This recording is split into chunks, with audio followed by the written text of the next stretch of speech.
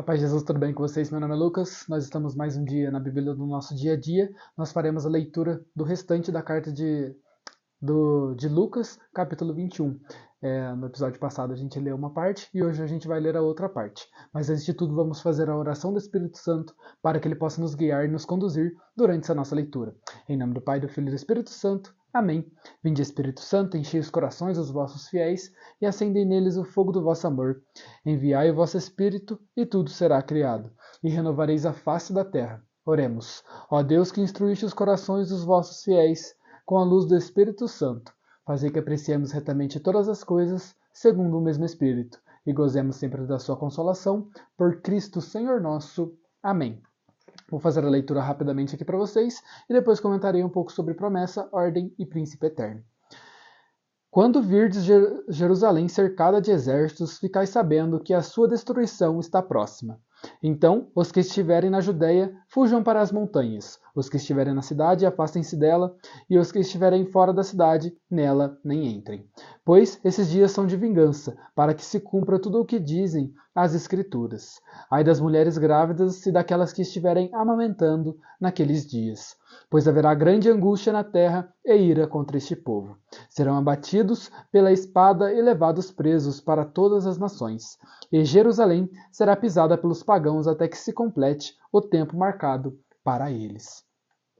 Haverá sinais no sol, na lua e nas estrelas. Na terra, as nações ficarão angustiadas, apavoradas com o bramido do mar e das ondas. As pessoas vão desmaiar de medo só em pensar no que vai acontecer ao mundo, porque as potências celestes serão abaladas. Então verão o Filho do Homem, vindo numa nuvem com grande poder e glória.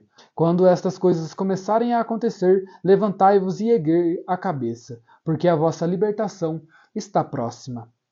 E Jesus contou-lhes uma parábola. Olhai a figueira e todas as árvores. Quando começam a brotar, basta olhá-las para saber que o verão está perto. Vós, do mesmo modo, quando virdes acontecer essas coisas, ficais sabendo que o reino de Deus está perto. Em verdade vos digo, esta geração não passará antes que tudo aconteça. O céu e a terra passarão, mas as minhas palavras não passarão. Cuidado para que vossos corações não fiquem pesados por causa dos excessos da embriaguez e das preocupações da vida, e esse dia não caia de repente sobre vós, pois cairá como uma armadilha sobre todos os habitantes de toda a terra. Portanto, ficai atentos e orai a todo momento, a fim de conseguir escapar de tudo o que deve acontecer e para ficar de pé diante do Filho do Homem. Jesus passava os dias no templo ensinando. Saindo dali, pernoitava no monte chamado das Oliveiras, e de madrugada o povo todo já se dirigia ao templo para ouvi-lo. Palavra da salvação. Glória a vós, Senhor. Dá um beijo na sua palavra, em sinal de respeito às palavras de Deus. Pessoal, vou fazer uma breve leitura aqui das promessas, ordens e princípio eterno para vocês, tá bom? Vou começar pela promessa. Então verão o Filho do Homem, vindo numa nuvem com grande poder e glória. Quando essas coisas começarem a acontecer, levantai-vos e erguei a cabeça, porque a vossa libertação está próxima. Então o início ali eu vejo como um princípio eterno, mas depois tem a promessa. Eu coloquei inteiro para vocês entenderem do que estava sendo falado. Então o Filho do Homem, ele virá numa nuvem com grande poder e glória. Isso irá acontecer, com toda certeza.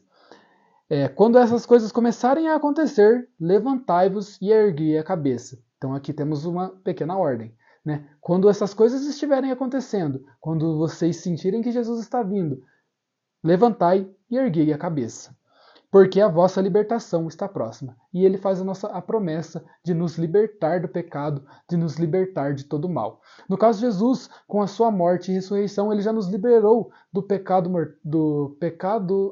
como é que chama? O pecado inicial que todos nós temos. Através do batismo, nós somos perdoados por esse pecado. Porém, durante a nossa vida, nós continuamos cometendo vários outros tipos de pecado.